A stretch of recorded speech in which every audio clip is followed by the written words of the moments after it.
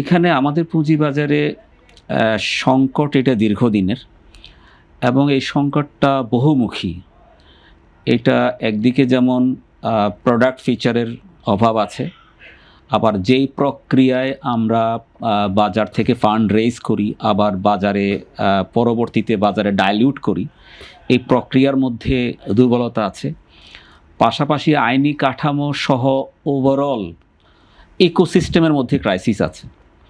তো সেগুলো শুধু একটা সংস্কার দিয়ে এটা সলভ হয়ে যাবে, একটা প্রেসক্রিপশন চলে আসবে, আমি ব্যক্তিগতভাবে এটা মনে করি না। এটা একটা চলমান প্রক্রিয়া।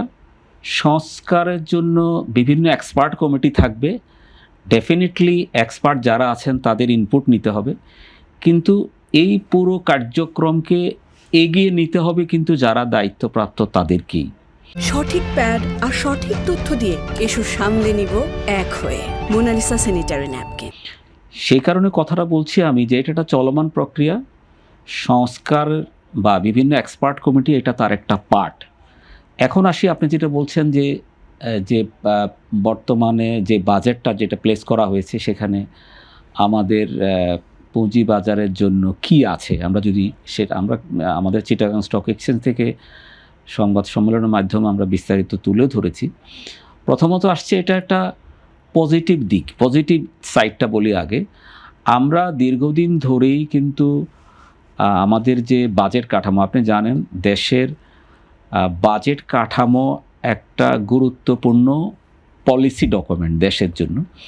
এখানে সকল সেক্টর সম্পর্কেই স্টেক হোল্ডাররা আশা করে সেখানে কৌশলগত দিক থাকবে, ভবিষ্যৎ নির্দেশনা থাকবে, তার এফেক্ট ইম্প্যাক্ট কী হবে সেই বিষয়গুলো থাকবে। আমরা অনেক বছর ধরে দেখেছি, আমরা বিভিন্ন সময় কিন্তু প্রি বাজেট ডিসকাশনে এনবিআরের সাথেও তুলে ধরেছিলাম যে বাজেটের মধ্যে ক্যাপিটাল মার্কেটকে অ্যাড্রেস করা উচিত, কিভাবে ক্যাপিটাল মার্কেটের এক্সপানশন হবে, ডেভেলপমেন্ট হবে, এই কৌশলগত দিকটা ন্যাশনাল বাজেটে থাকা দরকার। এবং সেখানে আমরা এরকমও বলেছিলাম প্রয়োজনে সেখানে বিভিন্ন সেক্টরে যেমন টার্গেট দেওয়া হয়, যেমন আপনি দেখেন পাওয়ার সেক্টর বা আমাদের অন্যান্য সূচকও টার্গেট দেওয়া থাকে। আমরা পুঁজিবাজারেও কিন্তু এরকম একটা সমন্বিত টার্গেট থাকা উচিত যে আগামী 2 বছর 3 বছর 5 বছর পরে আমরা ক্যাপিটাল মার্কেটে কী কী প্রোডাক্ট আনবো, কতটা কোম্পানিকে লিস্টেড করব, কোন কোন জায়গায় পরিবর্তন করব, এই বিষয়গুলো থাকা দরকার। কিন্তু আমরা অনেক বছর ধরেই দেখছি আমাদের বাজেট কাঠামোর মধ্যে এই বিষয়গুলো বলা থাকতো না। তবে কিছু কিছু বিষয় বিচ্ছিন্নভাবে আসতো। হয়তো ক্যাপিটাল মার্কেট রিলেটেড যে ইস্যুগুলো, পার্টিকুলারলি ধরেন লিস্টেড কোম্পানির ইস্যু, ডিভিডেন্ডের ইস্যু, ক্যাপিটাল গেইনের ইস্যু, ব্রোকারেজ কমিশনের ইস্যু, এই বিষয়গুলো বিভিন্ন সময় বিচ্ছিন্নভাবে অ্যাড্রেস করা হয়েছে। তো সমন্বিতভাবে একটা কাঠামো, একটা স্ট্র্যাটেজি যে ক্যাপিটাল মার্কেট সম্পর্কে বাজেটে থাকা দরকার, এবারে বাজেটে আমরা এই বিষয়টা দেখেছি যে মাননীয় অর্থমন্ত্রী এই বিষয়টা তুলে ধরেছেন। এটা আমরা এনকারেজ হয়েছি, এটা একটা ভালো দিক।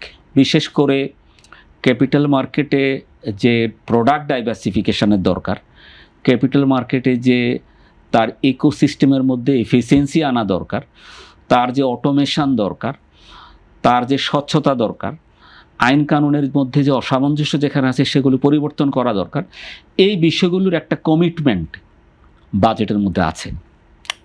এখন যদি বলেন স্পেসিফিক প্রণোদনা বললে খাত অনুযায়ী আমরা আসলে বাজেট টোটাল যে অর্থবিল যেটা দেওয়া হয়েছে, বাজেট বক্তব্য যেটা আসছে বা অ্যালোকেশন যেখানে আছে, সেখানে কিন্তু এইভাবে স্পেসিফিক বরাদ্দ বা স্পেসিফিক কোনো প্রণোদনা নাই।